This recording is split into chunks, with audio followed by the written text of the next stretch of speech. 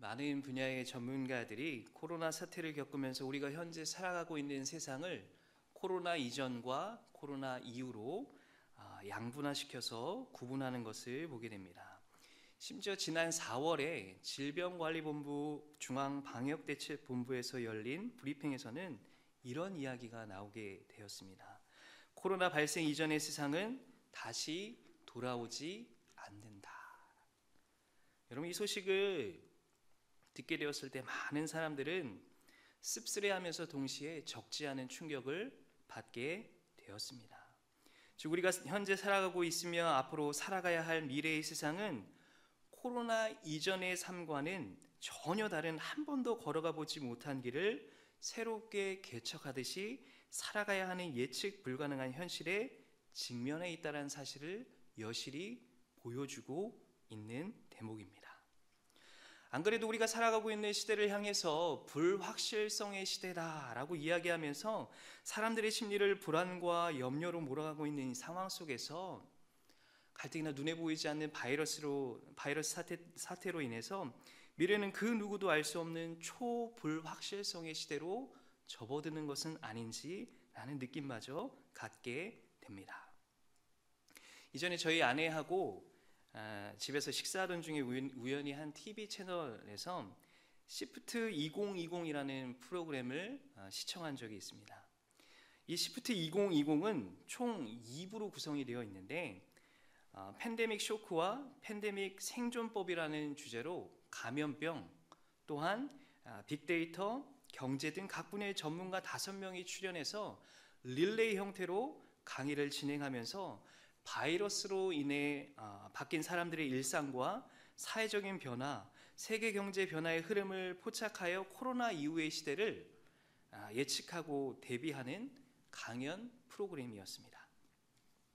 처음이라 굉장히 생소했죠. 하지만 호기심을 가지고 각 분야의 전문가들이 진행하는 강연을 들으며 코로나 이후의 시대를 어떻게 대비하면 좋을지 나름 통찰력을 얻을 수 있는 좋은 기회라고 생각하면서 TV를 시청하게 되었습니다.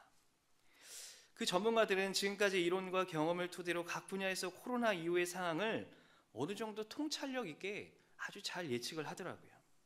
근데 거기까지는 좋았는데 결정적으로 코로나 이후에 변화된 삶을 어떻게 살아가야 하는지 묻는 패널들의 질문에 전문가인 그들조차도 정확하게 알 수 없다는 답변을 들을 때 다소 불편한 진실을 마주대할 수밖에 없었습니다. 코로나 사태를 경험하고 난 이후, 즉 포스트 코로나 시대를 살아가는 우리의 삶은 아무리 현대의학이 그리고 과학기술이 발전했다고는 하지만 눈에 보이지 않는 작은 바이러스 하나 때문에 전 세계 수많은 사람들이 목숨을 잃고 경제가 휘청거리며 그에 따른 고통을 겪고 삶의 불편함을 초래하는 결과뿐만 아니라 미래를 섣불리 예측할 수 없는 불확실성이라는 틀 속에 갇혀 살아갈 수밖에 없는 유한한 존재가 바로 사람이다라는 것을 입증이라도 하는 그런 강연이라는 사실 때문에 불편한 진실을 깨달을 수밖에 없었다라는 것입니다. 그 강연 프로그램에 출연한 전문가들이 공통적으로 당장은 위기 현실과 미래를 예측할 수 없는 상황을 극복하기 위한 그런 뚜렷한 해결책은 없지만 새로운 패러다임에서 다시 새롭게 시작하는 마음으로 여러 가지 해결책을 고민해야 될 시점이라고는 입을 모아서 이야기하는 것을 듣게 되었습니다. 이런 모든 것을 종합해 보았을 때 저는 한 가지 고무적인 사실을 발견하게 되었습니다. 그것은 위기의 현실에 직면해 있고 미래를 예측할 수 없는 불확실성의 시대 속에서도 지금 그것을 해결하기 위한 고민과 연구 등 끊임없는 노력이 지속되고 있다라는 사실입니다. 예컨대 전 세계의 과학자들이 이 바이러스를 퇴치하기 위해서 백신과 치료제를 개발하고 있을 뿐만 아니라 여러분 잘 아실 거예요. 지금도 의료 현장에서는 누가 고생하고 있습니까? 의료진들이 이 코로나 바이러스와 사투를 벌이면서 한 사람이라도 완치시키고자 하는 그들의 노력, 우리가 TV를 통해서 보게 되었을 때 그 감동이나 희망은 이루 말할 수 없는 것이었다라는 것입니다. 분명한 것은 이런 위기의 현실과 앞으로의 미래를 우리가 섣불리 예측할 수는 없지만 분명한 것은 새로운 패러다임에서 새롭게 무언가를 시작하고자 하는 해결책을 찾기 위한 노력이 지금도 여전히 진행 중에 있다라는 사실입니다. 그렇다면 우리의 삶을 다시 한번 돌아볼 필요가 있을 것 같습니다. 오늘날 과거 한 번도 경험해보지 못한 이 위기 속에서, 예측할 수 없는 불확실한 현실 속에서 과연 우리는 그리스도인으로 영적으로 어떻게 우리가 이 위기의 상황 속에서, 앞으로 그 불확실성의 시대 속에서 우리가 살아가야 할 것인지 다시 한번 우리 스스로에게 질문을 던져보아야 된다라는 것입니다. 오늘날 이런 위기와 불확실성의 시대 속에서 우리의 마음과 영혼을 지키며 영적으로 어떻게 살아가야 하는지 오늘 주신 로마서 본문의 말씀을 통해서 그 해답을 찾아보고자 합니다. 먼저 결론부터 말씀을 드리면, 한 번도 경험해보지 못한 위기와 미래를 예측할 수 없는 그 불확실한 현실 속에서 살아간다고 할지라도 그리스도인들은 다시 신앙의 본질로 돌아가서 기본에 충실한 삶을 살아가야 한다는 것입니다. 가령 운동선수를 예로 들어서 한번 설명을 좀 드려보도록 하겠습니다. 여러분, 아무리 특출난 재능을 가진 운동선수라고 할지라도 반드시 이것에 빠질 수밖에 없어요. 그것은 바로 여러분 잘 아시다시피 슬럼프라는 것입니다. 여러분, 이 슬럼프는 운동 경기에서 자기 실력을 제대로 발휘하지 못하고 저조한 상태가 길게 이어지는 그런 상태를 가리키는 것인데, 아마 운동 선수들에게 있어서는 아주 큰 위기에 봉착해 있다라고 이야기할 수 있습니다. 그리고 언제 이 슬럼프로부터 벗어나 자신의 정상적인 실력을 되찾거나 아니면 슬럼프를 극복하여 그것이 곧 실력 향상으로 이어질지는 미질 수인 상태가, 알 수 없는 상태가 이어지는 것이 바로 슬럼프라는 거예요. 그래서 선수들은 이 슬럼프를 극복하기 위해서 여러 가지 방법을 시도하는데 그 중에 하나가 바로 심리적인 방법을 시도한다라고도 합니다. 하지만 선수들이 이 슬럼프를 극복하기 위해 의외의 방법을 선택한다라고 해요. 그것은 그들이 처음 운동을 시작했을 때처럼 다시 기본기부터 다진다라는 거예요. 즉, 축구 선수라면 아마 패스나 슈팅 같은 훈련이 되겠죠. 아마 야구 선수라면 배팅 연습이나 아니면 투구 폼을 교정하거나 수정하는 기본적인 훈련부터 다시 시작한다라는 거예요. 다시 초심으로 돌아가 기본기부터 다지는 것, 그것이 운동선수들로 하여금 슬럼프로부터 벗어나는 그들의 유일한, 또한 그들의 가장 현명한 방법이다라는 것입니다. 선수들은 초심으로 돌아가 마음가짐을 새롭게 무장하고 다시 기본기부터 착실히 훈련하다 보면 어느새 슬럼프로부터 벗어나 자신의 실력을 회복한다라는 거예요. 뿐만 아니라 그것이 곧 슬럼프를 벗어남으로 말미암아 자신의 실력이 향상된 것을 경험하게 되었다라는 것을 그들은 고백한다라는 것입니다. 아마 이러한 사례를 기독교 역사에서 한번 찾아본다고 한다면 아마 1517년 마틴 루터에 의해 일어난 종교개혁이 그 좋은 사례일 것입니다. 당시 카톨릭의 성직자들은 탐욕과 부패를 일삼았죠. 심지어는 사람들의 죄를 없어진다고 하면서 돈을 받고 면죄부를 판매하기에 이릅니다.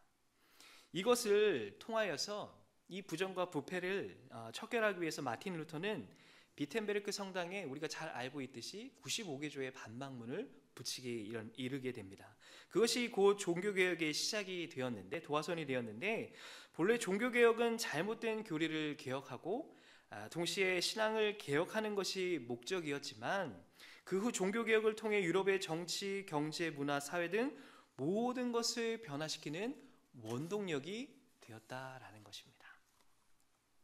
그 종교개혁 사상의 중심에는 오직 성경으로, 즉 솔라 스크립투라라는 그 주제와 그 주제의 사상을 가지고 다시 신앙의 본질은 하나님의 말씀으로 돌아가자, 그 운동이 아주 활발하게 일어났던 때가 바로 마틴 루터에 의해서 발발된 종교개혁 때였다라는 것입니다. 아마 그때는 위기였을 거예요. 아니, 어떻게 돈을 주고 사람들의 죄를, 사함을 받는 면죄부를 판매하고 그것이 버젓이 유행하게 되는 그런 당시의 상황은 아마 아주 위기였을 것입니다. 하지만 그 위기를 극복할 수 있었던 가장 근본적인 방법은 다시 본질인 하나님의 말씀으로 돌아가자라는 운동이었습니다. 여러분, 개혁이라고 해서 새로운 무언가를 일으키는 것이라고 우리가 착각하기 쉽지만, 개혁은 다시 본질로 그리고 기본으로 돌아가자라는 그런 것이 바로 개혁의 핵심이다라는 거예요. 여러분, 오늘 말씀의 제목이 무엇입니까? 우리가 드릴 영적 예배. 제가 부제를 한번 오늘 붙여보았습니다. 그 부제는 포스트 코로나 시대를 살아가는 그리스도인의 모습. 그것이 곧 우리가 드릴 영적 예배랑 이어진다라는 거예요. 다시 한번 말씀드린다면 오늘 말씀의 제목은 우리가 드릴 영적 예배, 화면에 자막이 다 나와 있죠. 하지만 그거에 대한 부제는요, 포스트 코로나 시대를 살아가는 그 위기와 앞으로 미래를 예측할 수 없는 불확실성의 시대 가운데 살아가는 그리스도인의 모습은 과연 어떠해야 되는가? 오늘 그것을 말씀을 통해서 우리가 좀 해결해 보자라는 것입니다. 아마 오늘날 그리스도인의 모습도 아마 마찬가지일 것입니다.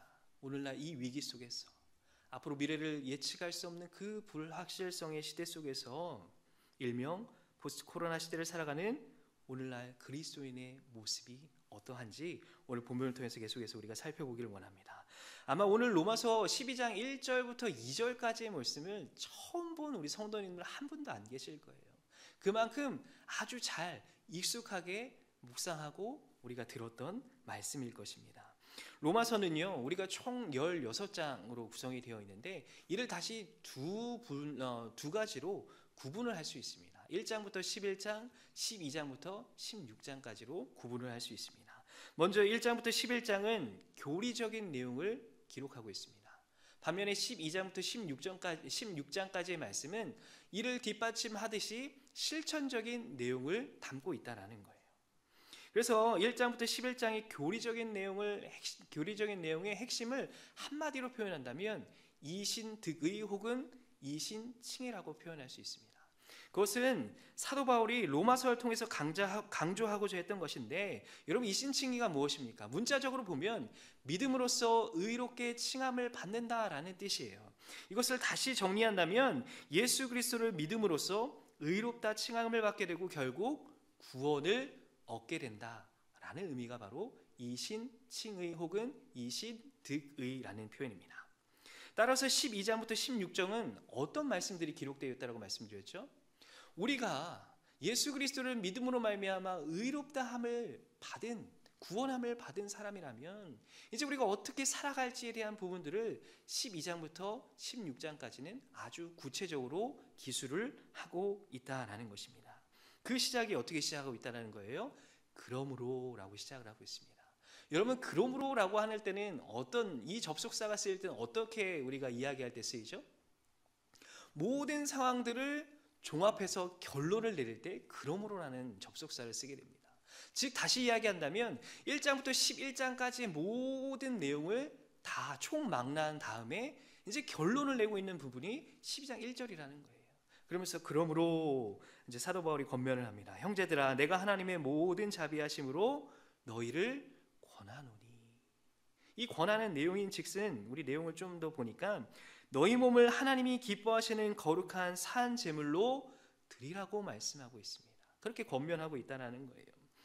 여러분, 우리가 좀 이해할 필요가 있어요. 여기서 너희 몸을, 그렇죠? 거룩한 산 제물로 드리라고 했을 때 여기서 몸이라는 단어를 우리가 좀 살펴볼 필요가 있어요. 여기서 몸이라고 하는 것을 헬라어 원어로 살펴보니까 소마라는 단어를 쓰고 있습니다. 이 소마라는 단어는 단순히 어떤 살과 뼈를 가진 육체만을 의미하지 않아요.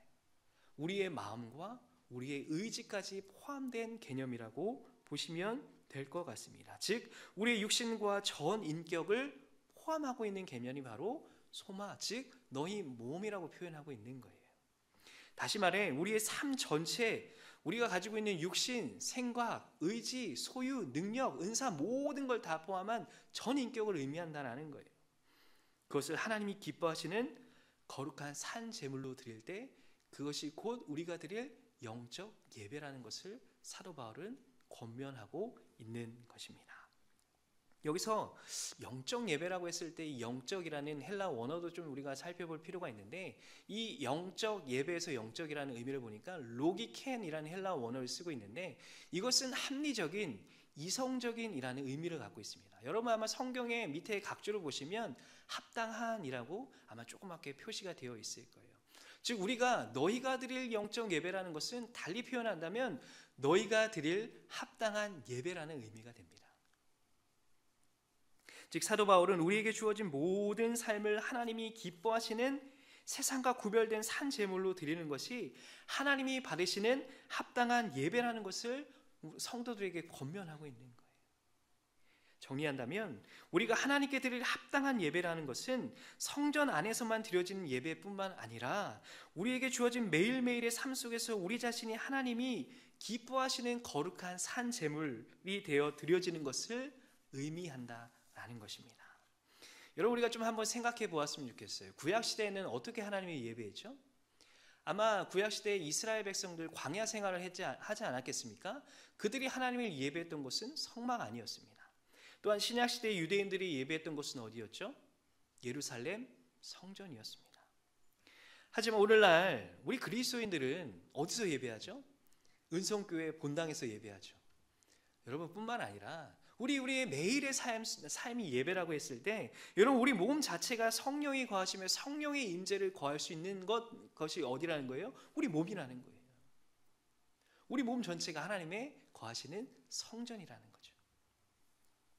이것은 하나님의 임재와 통치가 성막이나 예루살렘 성전 안에만 머무르는 것이 아니라 우리의 삶 전체에 하나님의 임재와 통치가 임한다는 것을 의미한다라는 거예요. 그런데 오늘날 우리의 모습을 한번, 우리의 편협한 생각을, 우리의 편협한 이성적인 판단의 틀을 한번 꼬집어서 생각해 보기를 원합니다. 오늘날 그리스도인들은 성전 안에서 드려지는 공적인 예배만 하나님께 드리는 예배라고 생각하기 쉽다라는 거예요. 성전을 떠난 이후에 우리의 삶이 예배라고 생각하지 않는 경향이 있다라는 것입니다. 그 결과 곧 성전 안에서 예배를 드릴 때는 거룩한 성도가 되지만 예배가 끝나고 성전을 나가는 순간부터 일상의 삶 속에서는 전혀 다른 사람이 되어버리는 우리의 이중적인 모습이 발견되어진다라는 거예요.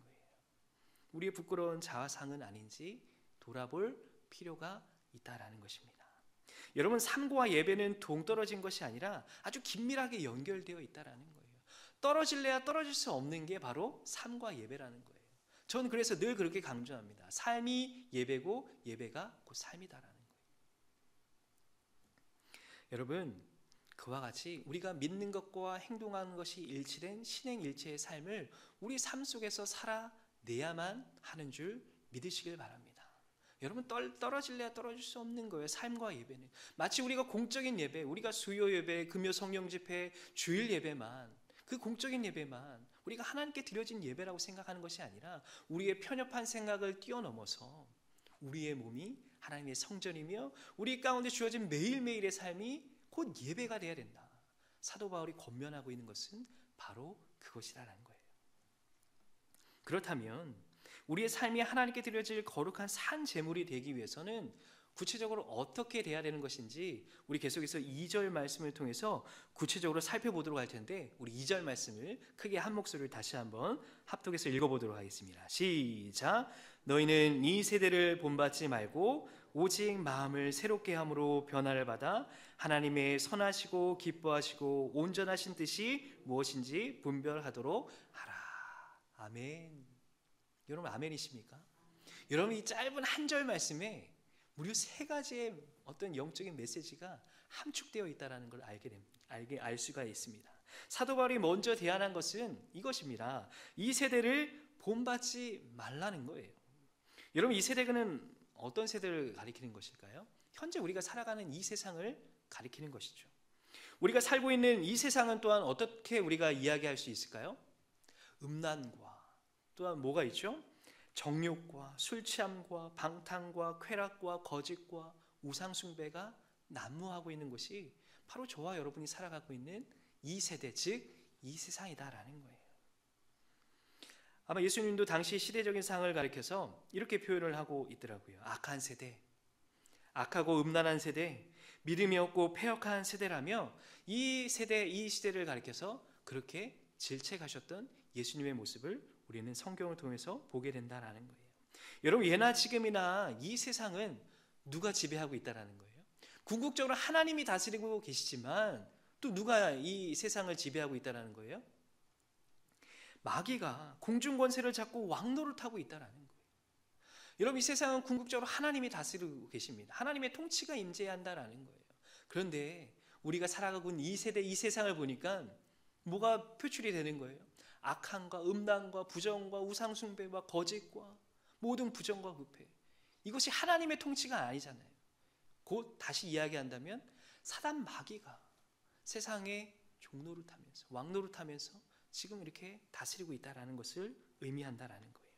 거기에 사람 안에 은밀하게 감추어진 죄악된 본성까지 더해지며 우리 주변에서 들려지는 소식들은 한결같이 흉흉하고 악하고 아주 부정적인 소식들을 우리는 접하게 된다라는 것입니다. 여러분, 더군다나 오늘날 교묘하게 사람들을 미혹하는 것을 보게 돼요. 어떻게 해요? 정신적으로나 영적으로나 아주 사람들을 피폐하게 만들고 있어요. 아주 사람들을 혼탁하게 만들고 있다는 거예요. 자신도 모르는 사이에 죄악에 물들게 만들고 있다는 거예요. 어떤 세대가요? 이 세대가요. 여러분, 포스트 모더니즘 많이 들어보셨을 거예요. 물질 만능주의, 또한 종교다원주의라는 이름으로 성도들을 끊임없이 영적으로나 정신적으로 피폐하고 혼돈스럽게 만들고 있는 이 시대적인 배경을 우리는 살펴볼 수 있다는 거예요. 여러분, 그것이 곧 구원의 진리로부터 가까워지게 만드는 것이 아니라 구원의 진리로부터 멀어지게 만든다는데 문제의 심각성이 있다라는 것입니다. 여러분, 그 사람들이 주장하는 게 뭐예요? 이 세상에 옳은 것도 없고 그런 것도 없다라는 거예요. 그러므로 이것도 옳고 저것도 옳다라는 거예요. 가치 판단의 기준이 사라져버리게 되는 것이죠. 아무도 자신의 기준을 남에게 강요해서는 안 된다라고 주장합니다. 그래서 절대적인 기준과 진리를 부정하기 때문에 사람이 마땅히 지켜야 할 도덕적인 의무나 윤리가 사라지게 된다는 거예요. 진리를 부정하기 때문에 구원의 진리로부터 가까워지게 만드는 이 세상의 풍조가 아니라 구원의 진리로부터 조금 더 멀어지고 아주 멀어지게 만들고 있는 세상이 바로 우리가 살아가고 있는 세상이다라는 거예요. 여러분, 그래서 성경적으로 표현한다면 아마 사사기가 이것을 아주 가장 잘 표현하고 있는 것 같습니다. 사사기 21장 25절 말씀에 이런 말씀이 있습니다. 그때 이스라엘에 왕이 없으므로 사람이 각기 자기의 소견에 옳은 대로 행하였더라. 여러분, 우리가 살아가고 있는 이 세대가 정신적으로나 영적으로나 피폐해지고 혼돈하게 만드는 그 중심에 뭐가 있냐면 사람들이 각기 자기의 소견에 옳은 대로 행하고 있다는 거예요. 하나님은 분명히 계시잖아요. 이스라엘에 왕이 없었던 게 아니잖아요. 분명히 하나님이 계셨지만 이 공중의 권세를 잡고 있는 사단 마귀, 그들이 다스리고 있는 이 세상 가운데 사람들이 갈팡질팡 구분을 하지 못하고 분별을 하지 못하고 마치 자기의 소견에 옳은 대로 행하고 있는 세대가 바로 우리가 살아가고 있는 이 세대라는 거예요. 여러분, 가까운 예로 여러분 자꾸 코로나 바이러스를 얘기하게 되는데 여러분, 하나님께서 다 들춰내시는 거 아니겠습니까? 여러분, 처음 코로나 바이러스가 발원된 근원지가 어디예요? 대구의 신천지 교회 아닙니까? 여러분, 그 전에 신천지라는 어떤 이단 사이비 집단을 알지 못하는 아마 교회를 다니지 않는 사람들도 신천지라는 집단을 잘 몰랐을 거예요. 하지만 이 코로나 사태가 번지는 그 상황들 속에서 신천지가 어떤 집단이라는 걸 분명히 깨닫게 될 수밖에 없는 상황들이 전개되었다는 거예요. 그리고 요즘 이태원 클럽에서 발발하게 된 그 코로나 사태가 다시 번지고 있잖아요. 여러분, 이게 어디서부터 시작됐는지 아십니까? 강남에 있는 한 유명 게이 클럽에서부터 시작됐다는 거예요. 여러분, 다시 시작되고 있는 거예요. 확진자가 112명을 넘어섰다고 합니다. 여러분, 밝히 하나님께서 모든 걸 다 들춰내시는 거예요. 신천지라는 이단 집단도 게이라는 그 어떤 절대적인 가치 기준, 성소수자라고 표현하면서 그들을 보호하고 하는, 인권적으로 보호하려고 하는, 잘못된 것은 잘못됐다라고 이야기하고 죄는 죄다라고 이야기해야 되는 그런 세대가 아니라, 그것도 맞습니다. 그것도 용납할 수 있습니다.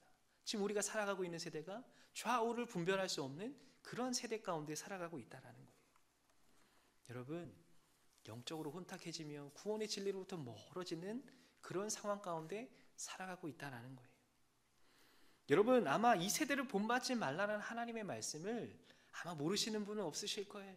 다 알고 계신다라는 거예요. 그렇죠? 이 세대를 본받지 말아야지, 이 세대를 본받지 말아야지, 모르는 분은 한 분도 안 계신다라는 거예요. 그런데 왜 계속해서 이 말씀을 하나님께서 우리 가운데 주시는 것일까?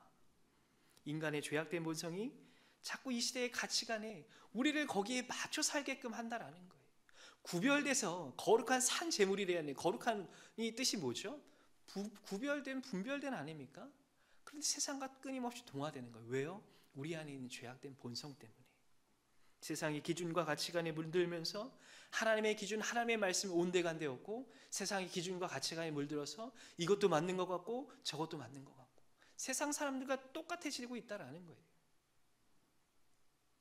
육신의 안목과 정욕을 따라 이 세상의 기준과 가치관을 본받으려고 하는 우리의 자아를 우리는 십자가에 못 박을 필요가 있다라는 것입니다. 여러분, 그것을 사도 바울이 고백한 거 아니겠습니까? 갈라디아서 2장 20절 말씀이죠. 내가 그리스도와 함께 십자가에 못 박혔나니 그런즉 이제는 내가 사는 것이 아니요 오직 내 안에 그리스도께서 사시는 것이라. 이제 내가 육체 가운데 사는 것은 나를 사랑하사 나를 위하여 자기 자신을 버리신 하나님의 아들을 믿는 믿음 안에서 사는 것이라. 아멘. 여러분, 거룩한 산 제물이 되어서 우리에게 주어진 매일매일의 삶이 제사 곧 예배가 되어야 된다면, 하나님께 드려질 합당한 예배가 되기 위해서는 어떻게 해야 된다는 거예요? 우리 안에 있는 죄악된 본성을 십자가에 못 박아야 된다는 거예요. 우리 안에 있는 하나님보다 더 커진 우리의 욕심과 탐심, 우리의 자아를 십자가에 못 박아야 된다고 말씀하고 있는 것입니다. 그래야만 이 세대를 본받지 않을 수 있다는 거예요. 다시 이야기한다면 이 세상에 물들지 않기 위해서는 우리의 자아를 날마다 십자가에 못 박아야 된다는 거예요. 그래서 사도 바울은 고백하는 것 아니겠습니까? 나는 날마다 죽노라. 우리 육신이 죽는 것을 의미하지 않는다는 거예요. 우리의 자아가 십자가에 못 박아, 우리의 자아가, 우리의 욕심이, 우리의 탐심이 죽어져야지만 이 세대에 물들지 않고 이 세대를 본받지 않는다는 것을 우리 가운데 말씀해 주고 있는 줄 믿습니다. 여러분, 이 세상은 어떤 세상이에요? 우리가 잠깐 머물다 가는 마치 버스 정류장과 같은 그런 곳이 바로 우리가 살고 있는 세상 아니겠습니까? 영원히 머무르는 곳이 아니에요. 그래서 성경은 뭐라고 표현하죠? 우리의 삶이 마치 나그네와 같다 표현하고 있습니다. 잠깐 머무는 이 세상을 멋하며 살아가는 어리석은 인생이 아닌 영원한 천국을 바라보며 예수 그리스도를 본받아 살아가길 힘쓰는 저와 여러분의 삶이 되기를 간절히 소원합니다. 여러분, 우리의 삶이 하나님께 드려질 거룩한 산 제물이 되기 위해서 사도 바울이 두 번째로 제안하는 것이 무엇입니까? 우리 말씀해 보니까 오직 마음을 새롭게 함으로 변화를 받으라. 우리 가운데 말씀하고 있는 줄 믿습니다. 여러분, 이 세대를 본받지 말아야 된다고 사도 바울이 먼저 권면했지만 두 번째로 보니까 오직 마음을 새롭게 함으로 변화를 받으래요. 여러분, 이건 뭘 의미할까요? 오직 마음을 새롭게 함으로 변화를 받으라. 여러분, 사람의 힘으로 가능하겠습니까? 내 마음이 새롭게 돼야지 자기 함시면 가능할까요? 우리의 힘으로 되지 않는다는 거예요. 사람의 마음을 새롭게 하며 변화를 이끄는 주체는 우리의 연약한 본성이 아닌 성령이다라는 거예요. 사도행전 1장 8절에 이렇게 고백합니다. 오직 성령이 너희에게 임하시며 너희가 권능을 받고 온 유대와 사마리아와 땅끝까지 이르러 내 증인이 되리라. 여러분, 예수님에겐 12명의 제자가 있었죠. 예수님이 십자가에 못 박기 전 예수님의 제자들은 예수님을 잘 따라다녔어요. 수많은 이적과 기적을 보았습니다. 하지만 예수님께서 힘없이 십자가에서 못 박혀 죽으실 때 여러분, 제자들은 어디에 있었습니까? 다 뿔뿔이 흩어졌어요. 왜요? 마치 자기도 예수님처럼 십자가에 못 박힐까 봐 두려워서 다 뿔뿔이 흩어진 거예요. 심지어 베드로는 우리가 잘 알고 아시다시피 3번이나 예수님을 부인합니다. 왜요? 그도 잡혀서 예수님처럼 될까 봐. 부활하신 주님을 만난 제자들의 모습은 어땠죠? 그들의 사명은 회복했어요. 하지만 여전히 유대인들을 두려워했습니다. 사내들인 공회를 두려워했던 거예요. 하지만 그들이 결정적으로 담대히 복음을 전할 수 있었던 비결은 언제였어요? 오순절 마가의 다락방에서 성령을 경험한 이후에 그들의 두려웠던 제자들에서 담대히 예수 그리스도의 복음을 전하며 그들의 목숨까지도 바쳤던 그 사건의 전환점이 되었던 것은 바로 성령의 역사를 통해서였다는 거예요. 여러분, 사람의 오직 마음을 새롭게 함으로 변화를 받을 수 있는 것은 사람의 자기 암시도 아니에요. 우리의 힘과 지혜로 되지 않는다는 걸 이야기하는 거예요. 여러분, 첫 번째로 제안한 이 세대를 본받지 말라라고 했을 때 우리의 자의적인 노력으로는 가능할 수 있다는 거예요. 하지만 오직 마음을 새롭게 함으로 변화를 받는 것은 우리의 힘으로 안 된다는 거예요. 그 변화의 주체, 마음을 새롭게 하는 주체는 누구라는 거예요? 성령 하나님. 여러분, 우리가 이것을 인정해야 된다는 거예요. 자의적인 노력으로 가능한 영역이 있고요, 우리의 힘으로 되지 않는 영역이 있다는 거예요. 오직 마음을 새롭게 함으로 변화를 받는 것은 적어도 우리의 영역은 아니라는 거예요. 그렇다면 우리가 해야 될 것은 무엇이죠?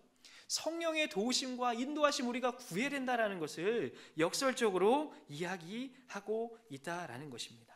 여러분, 우리 삶 속에서 성령을 더욱더 의지해야 합니다. 우리 삶 가운데 성령 충만해야 됩니다 라고 구체적으로 저는 이야기를 하고 싶지만, 여러분, 이것을 이야기하기 전에 저는 이것을 말씀드리고 싶습니다. 비워내야 채워지는 그 놀라운, 평범하지만 놀라운 진리가 그 안에 있다는 거예요. 우리가 성령을 더욱더 의지해야 됩니다. 성령 충만해야 됩니다. 우리는 이야기하지만 그건 너무 구체적이에요. 그건 너무 추상적이에요. 그럼 먼저 그것을 이야기하기 전에 우리 삶 가운데 뭐가 해야 된다는 거예요? 우리 안에 있는 것들 비워내야 성령 충만해지지 않겠습니까? 역으로 이야기한다면 우리 안에 있는 것들을 비워내야 성령을 더욱더 의지하는 것 아니겠습니까? 여러분, 비워야 채워진다는 건 평범하지만 다시금 놀랍게 깨달아지는 하나님의 은혜가 있는 줄 믿으시길 바랍니다. 그래서 로마서 8장 26절로 27절에 이렇게 고백합니다. 이와 같이 성령도 우리의 연약함을 도우시나니 우리는 마땅히 기도할 바를 알지 못하나 오직 성령이 말할 수 없는 탄식으로 우리를 위하여 친히 간구하시느니라. 마음을 살피시는 이가 성령의 생각을 아시나니 이는 성령이 하나님의 뜻대로 성도를 위하여 간구하심이니라. 아멘. 여러분, 우리에게 주어진 매일매일이 거룩한 산 제물이 되어서 하나님께 드려질 합당한 예배가 되기 위해서는 이 세대를 본받지 않는 우리의 자의적인 노력도 필요하지만 성령의 도우심과 인도하심을 통해서 오직 마음을 새롭게 함으로 변화를 받아야 되는 그런 과정, 그 과정 가운데 우리가 성령을 더욱더 의지하고 성령 충만해야 된다고 이야기했을 때 먼저 우리 안에 있는 것들을 비워내야지 성령으로 채워질 수 있다라는 것을 말씀하고 있다라는 것입니다. 여러분, 이제 어느 정도 말씀을 정리하고 마치고자 하는데 세 번째로 볼 것이 그에 대한 결론이라는 거예요. 여러분, 보니까 하나님의 선하시고 기뻐하시고 온전하신 뜻이 무엇인지 여러분 분별하기 위해서는 뭘 해야 된다는 거예요? 선행돼야 될 두 가지 작업이 있는데 그것은 바로 이 세대를 본받지 않고 오직 마음을 새롭게 함으로 변화를 받아야지 하나님이 기뻐하시고 온전하신 뜻이 무엇인지 분별할 수 있다는 거예요. 여러분, 이 놀라운 진리를 오늘 다시 한번 이 귀한 시간에 모든 걸 포기하고 우리가 하나님께 예배하고 하나님의 말씀을 듣기 위해 우리가 이 자리 가운데 모인 것 아니겠습니까? 여러분, 마음판 가운데 새기시길 바랍니다. 여러분, 포스트 코로나 시대에 여러분 끊임없이 우리 삶 가운데 위기가 닥치고 있어요. 끊임없이 우리의 삶은 그 누구도 전문가들도 예측할 수가 없어요. 불확실성의 위기 가운데 살아가고 있어요. 그런 상황 속에서 우리가 영적으로 어떻게 살아가야 될지 우리도 끊임없이 해답을 찾아야 되는 거 아니겠습니까? 오늘 그 해답을 하나님께서 주시는 거예요. 이 세대를 본받지 말라. 오직 다시 한번 새롭게 우리 마음을 새롭게 함으로 말미암아 변화를 받으라는 거예요. 그때야 비로소 뭐가 깨달아진다는 거예요? 하나님의 선하시고 온전하시고 기뻐하신 뜻이 무엇인지 분별할 수 있다라는 거예요. 여러분, 이 사실을 끊임없이 우리는 위기 가운데 살아갈 수밖에 없는 유한하고 연약한 존재입니다. 끊임없이 우리 앞에 펼쳐진 미래는 단 한순간도 누구도 예측할 수 없는 불확실성의 시대 가운데 살아가고 있어요. 그럼에도 불구하고 우리가 다시 기본으로 돌아간다면, 하나님의 말씀으로 돌아간다면 오늘 로마서 12장 1절로 2절 말씀을 통해서 매일매일의 우리의 삶 가운데 드려지는 하나님의 예배라면 그 가운데 우리의 삶이 온전히 이 세대를 본받지 아니하고 오직 마음을 새롭게 함으로 변화를 받아 하나님의 선하시고 기뻐하시고 온전하신 듯이 무엇인지 분별하며 살아갈 수 있는 복된 저와 여러분의 삶이 될 수 있기를 간절히 소원합니다. 이것이 오늘 우리에게 주시는 하나님의 놀라운 영적인 메시지인 줄 믿으시길 바랍니다. 함께 기도하겠습니다. 하나님 감사합니다. 영적으로 무지하고 오히려 우리의 삶이 세상 사람들과 마찬가지로 세상의 기준과 가치관에 물들어서 이것이 옳은지 저것이 옳은지 우리가 교회에 있을 때는 하나님께 예배를 드릴 때는 그것이 무엇인지 온전히 분별할 수 있을 것 같은데 우리가 살아가는 시간은 교회 안에서보다 세상 밖에서 살아가는 시간과 노출되는 시간이 더 많다 보니 하나님 우리의 삶이 이 세대를 본받게 되는 것에 더욱더 가까워지며 오직 마음을 새롭게 함으로 변화를 받기는커녕 사람의 그 모든 것들로 인해 변질되어 버린 우리의 믿음과 신앙의 이면적인 모습들 속에서 다시 한번 이 포스트 코로나 시대 여전히 위기 가운데 아무도 예측할 수 없는 이 불확실성의 시대 속에서도 하나님께서 이 세상의 통치자가 되어주시고 하나님께서 우리의 삶을 인도하신다는 것을 고백한다면 오늘 다시 한번 우리 가운데 주시는 그 귀한 말씀을 통해서